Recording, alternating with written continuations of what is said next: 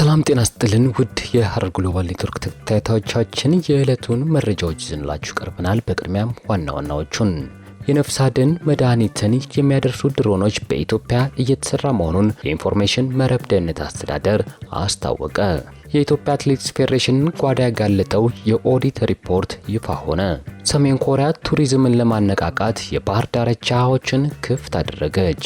ኢትዮጵያ የባንክ ዘርፉን ለውጭ ባንኮች ክፍት አደረገች።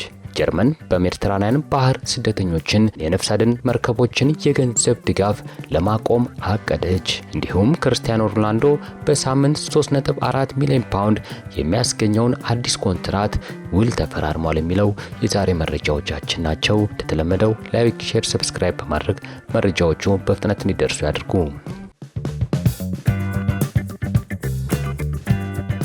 የነፍስ አድን መድኃኒት የሚያደርሱ ድሮኖች በኢትዮጵያ እየተሰራ መሆኑን በኢንፎርሜሽን መረብ ደህንነት አስተዳደር አስታወቀ። በኢትዮጵያ በወሊድ ጊዜ እናቶች የሚያጋጥማቸው የደም መፍሰስና ተገቢውን ደም በጊዜው እንዲያገኙ ለማስቻልም እየተሰራ ነው። ከዚህ በተጨማሪ በሕክምና ዘርፉ በጣም አስፈላጊ የሆኑ መድኃኒቶችን በጊዜው እንዲደርሱ በማድረግ ታካሚዎች ለከፋ ቀውስ እንዳይዳረጉ ለመከላከል ጥረት እየተደረገ ይገኛል። ሰፊና ልዩ ልዩ የመልክዓ ምድራዊ አቀማመጥ ባሏት ኢትዮጵያ አስፈላጊ የሆኑ የነፍስ አድን መድኃኒቶች በተፈለጉበት አካባቢ ለማድረስ ፈታኝ ሁኔታዎች ያጋጥማሉ። ችግሩን ለመቅረፍ አነስተኛ ሰው አልባ አውሮፕላኖች ወይም ድሮኖች የሕክምና አገልግሎት ላይ በማዋል የሕክምና ቁሳቁሶች የማድረስ ስራ እየተሰራ መሆኑን በኢንፎርሜሽን መረብ ደህንነት አስተዳደር ፕሮጀክት አቶ ካሳና ጠና ለፋና ዲጂታል ተናግረዋል።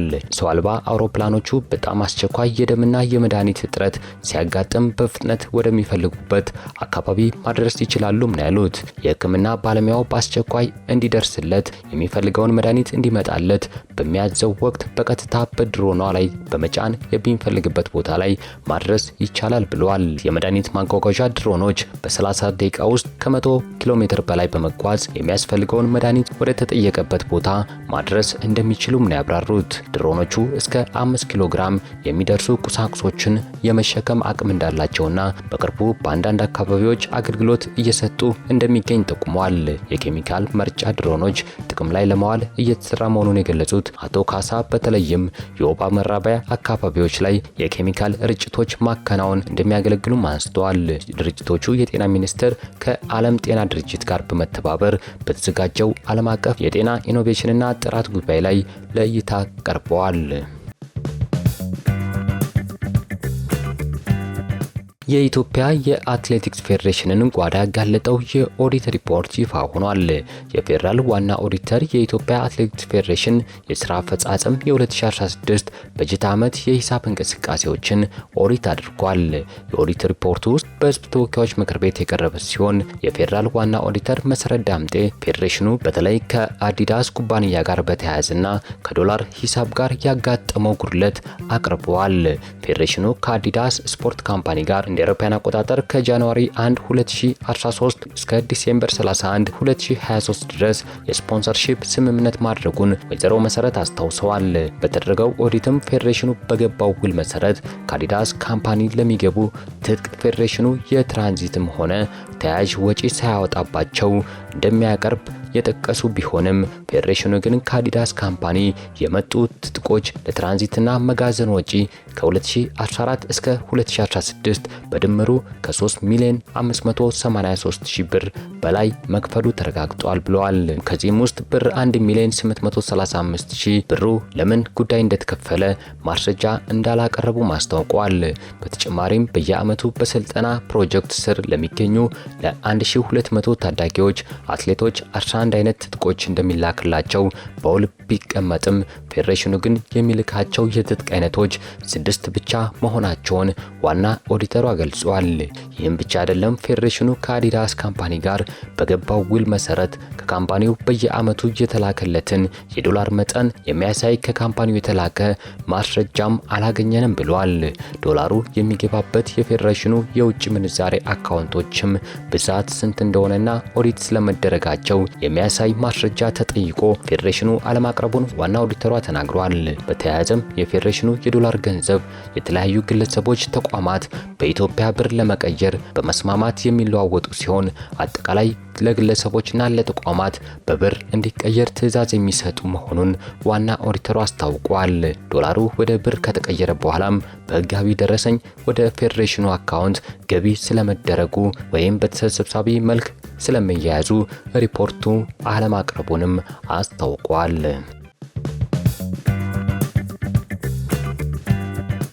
ሰሜን ኮሪያ ቱሪዝሙን ለማነቃቃት የባህር ዳርቻዎቹን ክፍት አደረገች።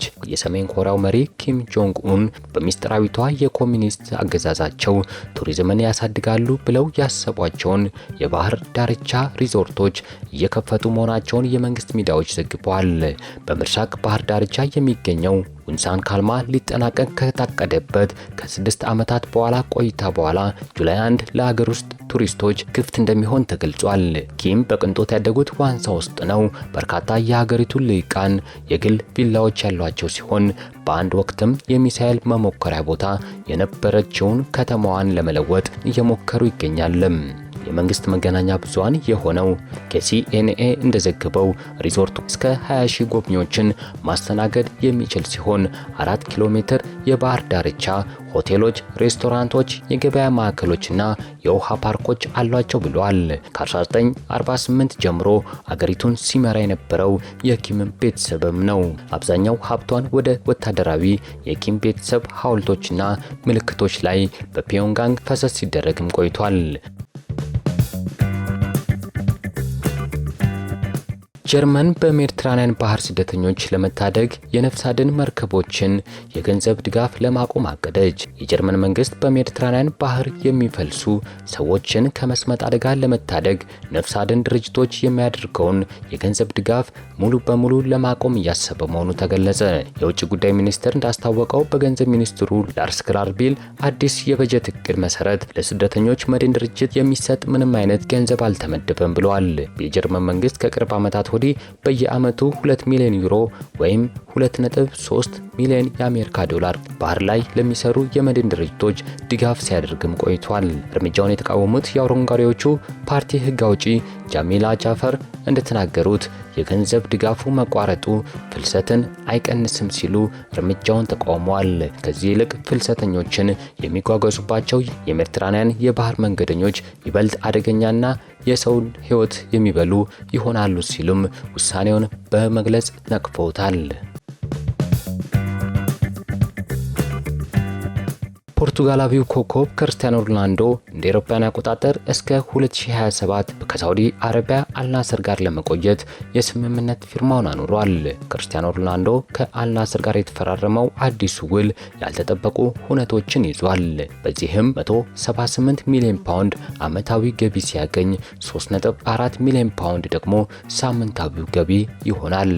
45 በመቶ የአልናስር ድርሻ ባለቤት የመሆን መብት ወደ 33 ሚሊዮን ፓውንድ ገመት እና 24.5 ሚሊዮን ፓውንድ የፊርማ ጉርሻ ቦነስ ኮንትራቱ ሳይቋረጥ ለ2 ዓመት ካስቀጠለ ደግሞ ወደ 38 ሚሊዮን ፓውንድ የሚያድግ ይሆናል። በሚያስቆጥረው እያንዳንዱ ግብ 80,000 ፓውንድ ጉርሻ ተዘጋጅቶለታል። ለግብ የሚሆኑ ኳሶችን አመቻችቶ ባቀበለ ቁጥር 40,000 ፓውንድ ጉርሻ ተዘጋጅቶለታል። አልናስር የሳውዲ ፕሮ ሊግ አሸናፊ ከሆነ 80 ሚሊዮን ፓውንድ ጉርሻ እንዲሁም ሮናልዶ የሳውዲ ፕሮ ሊግን ከፍተኛ ግብ አስቆጣሪ ሆኖ የወርቅ ጫማውን ካሸነፈ 4 ሚሊዮን ፓውንድ እንደሚያገኝም ተገልጿል። ክለቡ ለእስያ ሻምፒዮን ሊግ ካለፈና የዋንጫ አሸናፊ መሆን ከቻለ 6.5 ሚሊዮን ፓውንድ እንደሚያገኝና አልናስር የሚሸፍነውን 4.5 ሚሊዮን ፓውንድ የግል አውሮፕላንም ተዘጋጅቶለታል። በአልናስር ቃል የተገባለት 60 ሚሊዮን ፓውንድ የሚያወጣ ስፖንሰርሺፕ እንዲሁም 3 ሹፌሮች፣ 4 የቤት ሰራተኞች፣ 2 አብሳዮች፣ 3 አትክልት ተንከባካቢዎች እና 4 ጥበቃዎች ጨምሮ 16 ሰዎች ተቀጥረውለታል። ውሉ ከላይ የተጠቀሱትን ዝርዝር ጉዳዮች ያካተተ መሆኑን ዘሰን ጠቅሶ የዘገበው ፋብሪዚዮ ሮማኖ ነው።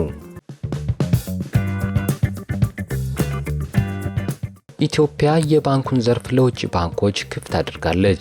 የውጭ ባንኮችና ባለሀብቶች ማመልከቻቸውን ለብሔራዊ ባንክ ማቅረብ እንደሚችሉም ብሔራዊ ባንክ አስታውቋል። የኢትዮጵያንን የፋይናንስ ዘርፍ ለውጭ ባንኮች ለመክፈት የሚያስችለውን መመሪያ አጽድቋል። ባንኩ መመሪያ ቁጥር SBB 94/2025 ወይም የባንክ ስራ ፍቃድ የእድሳት መስፈርቶችና የውክልና ቢሮ መመሪያ መጽደቁንም ነው ያስታወቀው። በዚህ መሰረትም ለመጀመሪያ ጊዜ የውጭ ባንኮችን ጨምሮ ሌሎች ስትራቴጂክ ባለሀብቶችን በኢትዮጵያ የባንክ ስርዓት ውስጥ እንዲሳተፉ ይፈቅዳል።